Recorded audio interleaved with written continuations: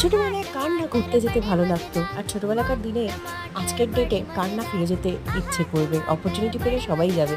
তো দেখতে পাচ্ছ, আমি একটা ক্লিপিংস শেয়ার করছি। আমি নিজে যাইনি এখানে। তোমাদের কেমন লাগে এরকম দিনগুলোতে ফিরতে বলো তো?